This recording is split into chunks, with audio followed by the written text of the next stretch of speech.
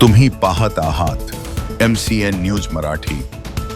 1 August 2019 रोजीच्या शासन निर्णयानुसार राज्यातील जिल्हा परिषद शाळेत कार्यरत असलेल्या आणि पात्र असलेल्या शिक्षकांची पदोन्नती प्रक्रिया सुरू करण्यात आली होती। त्यापैकी काही जिल्ह्यांमध्ये ही प्रक्रिया पूर्ण देखील करण्यात आली। मात्र दरम्यानच्या काळात काही शिक्षकांनी न्यायालयातच धाव घेतल्याने आणि शिक्षण संचालनालयाने काढलेल्या एका पत्रामुळे मोठा संभ्रम निर्माण होऊन ही प्रक्रिया रखडली आहे। हा संभ्रम दूर करून पदोन्नती प्रक्रिया तात्काळ सुरू करण्यात यावी अशी मागणी पात्र असलेल्या शिक्षकांनी केंद्रीय मंत्री प्रतापराव जाधव यांच्याकडे निवेदनाद्वारे केली आहे। प्रक्रिया सुरू न झाल्यास हे सर्व शिक्षक आता लोकशाही मार्गाने आंदोलनाच्या पवित्र्यात आहेत। MCN न्यूज मराठी करिता रवींद्र शिरस्कार, बुलढाणा।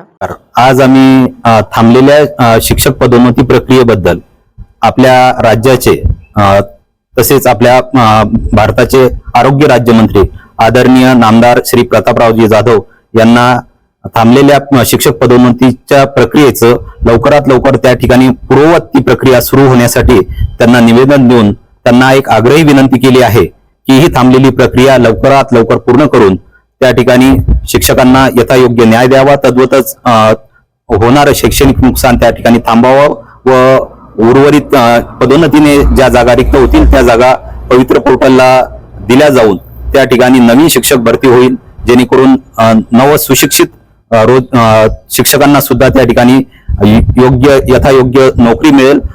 धन्यवाद। महाराष्ट्र शासनाच्या शालेय शिक्षण विभागाने शिक्षकांची पदोन्नती सुरू केलेली होती। माननीय उच्च न्यायालयाच्या निर्देशानुसार आणि GR नुसार ही पदोन्नती प्रक्रिया देखील पार पडत होती, परंतु आपल्यापैकीच काही शिक्षकांनी न्यायालयात परत याचिका दाखल केल्यामुळे ही प्रक्रिया रखडली गेली। तशी 9 जिल्ह्यांमध्ये ही प्रक्रिया पार पडलेली आहे। बुलढाणा जिल्ह्यामध्ये मात्र ही प्रक्रिया पार पडलेली नाही। तरी विद्यार्थ्यांचं शैक्षणिक नुकसान होत आहे। आमच्या सर्व शिक्षकांची मागणी ही आहे की ही रखडलेली पदोन्नतीची जी प्रक्रिया आहे ही ताबडतोब शासनाने सुरू करावी अशी महाराष्ट्र शासनाच्या शालेय शिक्षण विभागाला आमच्या सर्वांची विनंती आहे। खरं म्हणजे विद्यार्थ्यांचं जे शैक्षणिक नुकसान होत आहे आणि ही जी मोठ्या प्रमाणात पदं रिक्त आहेत, ही पदोन्नतीने जर भरल्या गेली तर उद्या पोर्टलला सुद्धा इतर शिक्षकांच्या जागा ज्या आहेत तर त्या अपलोड होऊ शकतात।